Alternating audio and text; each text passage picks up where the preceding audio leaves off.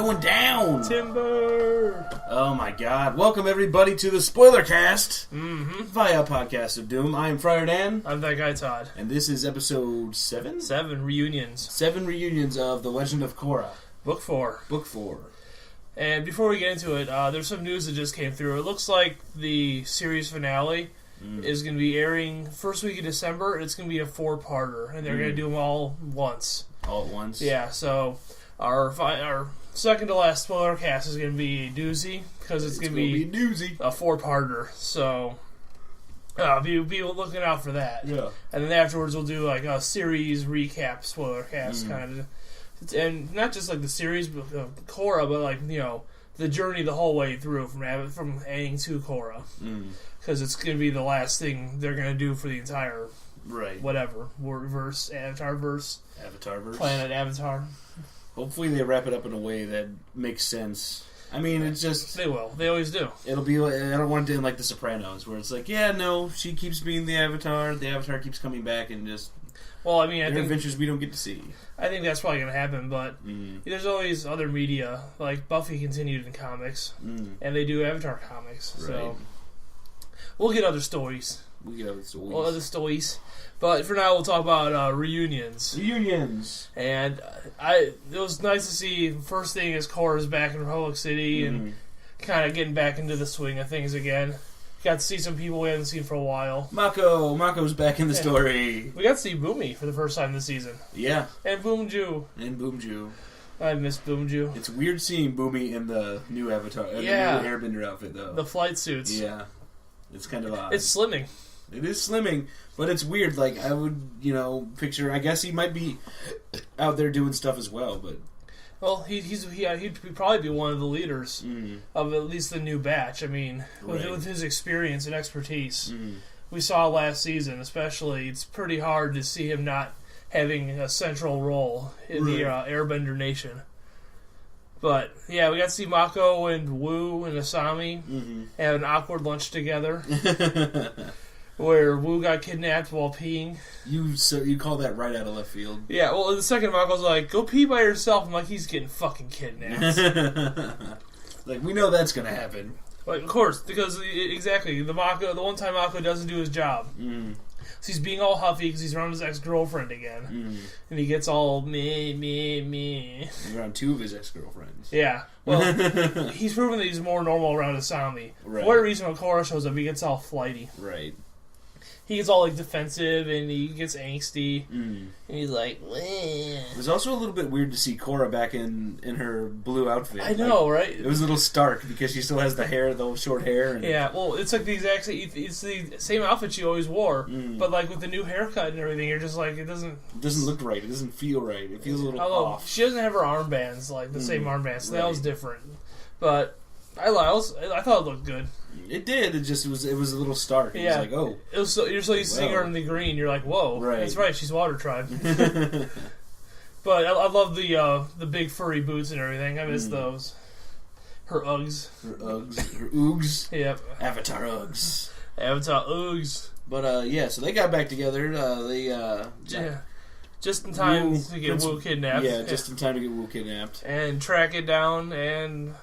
have a nice little train job, and they saved him. But Korra is using her new powers already. She used twice just trying to find his spirit energy to locate him and save him. And of course, the little moment where they're like, "How'd you learn how to do that?" Oh, Lynn's mother taught me in the swamp. You met Toph? You met Toph?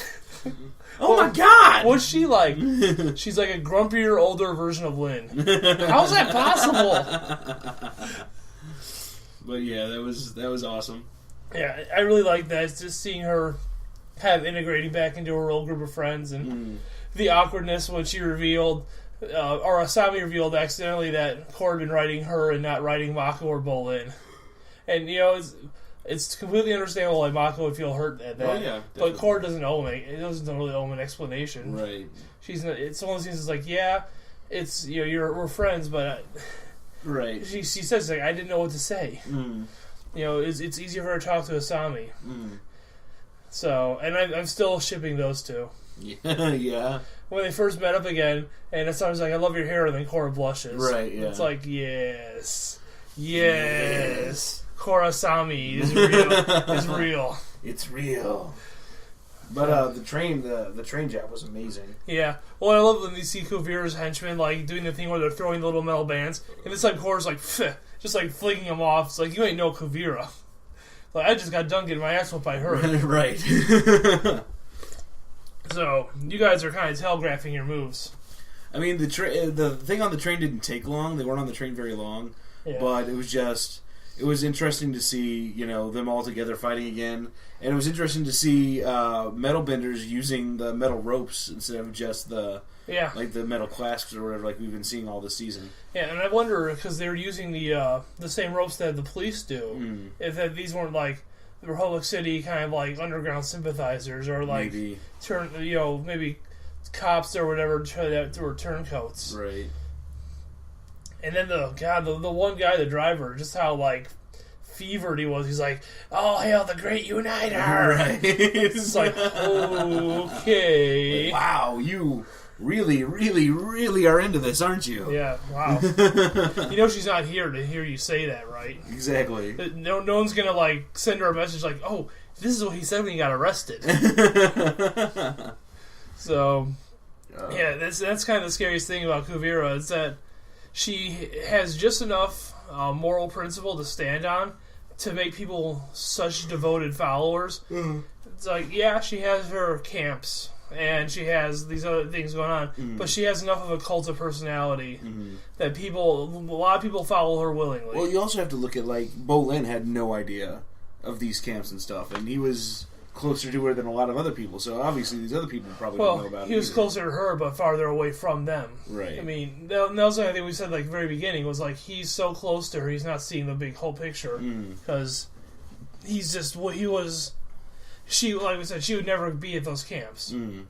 She wouldn't let them, she would never let herself be seen there. Right. So the fact that he was so close to her actually blinded him from the bigger truths. Right, but as I'm saying, these these sympathizers in Republic City that are trying to capture the prince, are the same way. I'm sure they don't. Yeah. They're feverish and they're like, oh yeah. And we're finding out it's not just Earth Kingdom citizens who dissent that are being thrown in these camps. She's purging anyone of Water Tribe or Fire Nation origin and throwing them in the camps too, no questions asked. If you live in the Earth Kingdom and you were born somewhere else, or your family was born somewhere else, you're getting thrown in these prisons too. And we saw that because we got to go back and see what's going on with Bolin and Varric. Oh, Varric. The Zhu-Li references continue. She carried me for 20 miles when we fled Republic City, and she had a sprained ankle. You know who else has incisors they can cut through ropes? Zhu-Li! Just the constant barrage of these. She's become like the fucking Paul Bunyan of this world. Like, she can do everything. And she carved out the Great Lakes with her bare hands. It's because she did do a lot for him. You know what I mean? And this episode, the beginning of their story on this episode, I think really brought that around to, like him having to deal with it. She did jump sides, and Yeah. Well, and the amount of pining he's doing, he clearly had a lot of affection that he either ignored or just didn't quite understand. Right. But he loved her. Bowen's like, I'm not Zhu-Li, and she's not here, so you have to deal with that. Yep. And then they immediately get captured. That was hilarious. I think that was the funny highlight of the show. Yeah. The Varric's like, okay, fine, I'll carry you. And he takes one step and then into a trap. Yeah. But a trap set by fire and water people that had escaped the prisons. Right. So they end up being unlikely allies to try to get through a checkpoint out of the Earth Empire. And they succeed at great peril and battle. A lot of fighting this episode. I wasn't expecting that. I thought this was going to be like a low-key kind of after Kuvira. Yeah. But it ended up being a lot of good battles. I mean, they had all the refugees and Bolin fighting against these mech suits, again, which are so cool. And they were losing. They were, nothing. They just couldn't push them back. And so Varric figures out how to build an EMP on the spot. Yeah, that was awesome. You know, the whole time they're fighting, he's over there just tinkering and doing his thing. Boom, EMP takes out the suits, and they all get out of there. And, well, him and Varric and Varric's like, let's go, we have a chance. Right. And Bolin stays behind to help the refugees. Yeah, against the human soldiers by making his lava walls cascade. And so now they're all allied together and trying to get out of the Earth Kingdom. Yeah. And they're on a rinky-dink boat that Varric is pretty sure is going to sink. Right. But it'll be interesting to see where that's going to go. Because I kept saying, I want to see the Fire Nation again. And it's like, it doesn't seem like we're going to be headed that way. I don't think that they were going to. And it's weird to think that because, the Fire Nation is such a huge nation itself. Yeah, and it's such a crucial part of the last series. It's an entire culture unto itself. And, I really want to see kind of how they're going to influence things. And I think we will see it. I think we won't see it until the very end. Yeah. It'll be like the Fire Nation sends their support. You know what I mean? Yeah. Because they don't want to focus on, I really thought they were going to take Prince Wu there, but they took him to Asami's place, which is like a big chateau in the hills, with all of Bolin and Mako's family living there. Grandma Mako, who's in love with royalty. She opens the door, sees Prince Wu, and just faints. Which is an awesome throwback, so... Yeah. But, I don't know, I think this is a really good episode. Yeah, it was solid. I mean, and definitely, the ending of it made me so angry. We see Kuvira and Batar and all of them in the swamp, and they're starting to chop it up for the spirit vines that are there. And that concerns me for many reasons. Because A, they're chopping down the swamp, and B, Toph lives there, which means we might have Toph and Kuvira fighting. See, I think that's what I'm excited for. I'm afraid of what's going to happen if they meet. Right. I think it'll be an amazing fight if they do meet. Oh, it'll be an amazing fight for sure. But I'm concerned because Toph is like 100 years old. Right. And oh yeah, definitely. I mean, this show's proven they're not afraid to bump characters off. Right. So it's like, I don't want Toph to die. Right. I don't want Kuvira to we just got her back this season. Yeah, don't let her lose us. Don't let us lose her. I wouldn't be able to handle it. I would not be able to handle it if they killed off Toph. I would literally be a wreck. I'd be inconsolable. Inconceivable. But yeah, I think that's where it's heading, in that general direction. Yeah. Toph's not going to let him fucking destroy the swamp without something. You know what I mean? Oh, yeah. And no one else is there right now because they're back in the Earth Kingdom, or in the Republic City. Yeah. And Bolin's in the Earth Kingdom. I mean, it's possible they could come across the swamp, but yeah, but unlikely. Yeah. And the thing is, it's one of those things that's like, if Korra knew what Bolin knew about the spirit weapon, she would know the swamp's in danger. But because they're apart and they haven't seen each other for years, it's like nobody knows. Nobody knows. If anyone knew, they'd be like, "Oh shit, this place is basically nothing but spirit vines." Right. So, I'm really. It's like this. The way this is escalating now, it feels like very World War II. Like, whereas other seasons didn't quite feel like that militaristic, this one is like completely feels like, an analogy for World War II with the rise of a fascist dictator that has a cult of personality behind them, and now like these super weapons, and they're destroying the world around them to, to just further their own means. Right. And it's very, very disconcerting. It makes you uneasy. You're like, you could always, all the threats before were like kind of of the world. Like they, especially like Zahir and his gang. It's like, yeah, they were, gnarly evil benders, but they weren't like altering the world in a way that would change it forever. It was like, it's different. It felt different. Then it's like it was a direct threat to our characters, but not the world itself. Right. Like the physical world, like political world, yes, very big threat. Yeah. But not the world. It's like this is like it feels like it's changing and upsetting the actual state of the world itself. And it's like there's a tipping point. If like it goes too far, what could happen?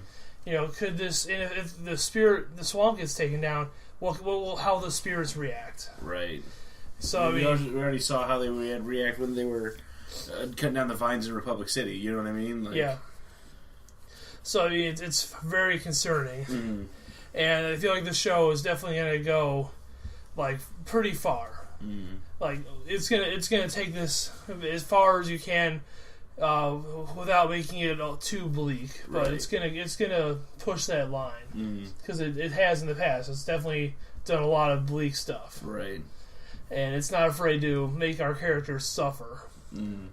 So I'm really looking forward to the next episodes, and then the finale coming up pretty soon after that. Mm-hmm.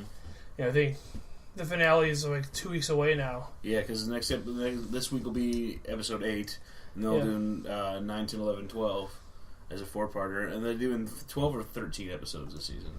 13. 13? Yeah, because we have this week's episode, and then you have next week's episode, and then the finale. Then the finale is coming right there in December. Mm-hmm. God, I don't want this. Up. I don't want it to ever end. It's coming up quick, man. I don't want Korra to go away. It's going to, though. Everything comes to an end. Man, everything ends, and then is reborn again. Mm-hmm. And I've wondered. I've heard other people speculate this. Why Kuvira hasn't tried harder to kill the Avatar? She's like, you're not relevant because the cycle should be reborn into the Earth Empire.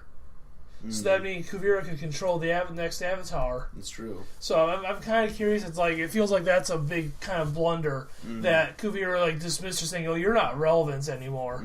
Like that she's outright dismissed the Avatar and her powers because that's going to come back to bite her in the ass, obviously. But she had a chance to end Korra and then have the new Avatar born into her empire and then be under her control. That's true. So I feel like that's going to be the not just leaving Korra alive, but then the overall implications of that. It's like she could have made herself and her empire the power in the world for 2 generations if she had done that.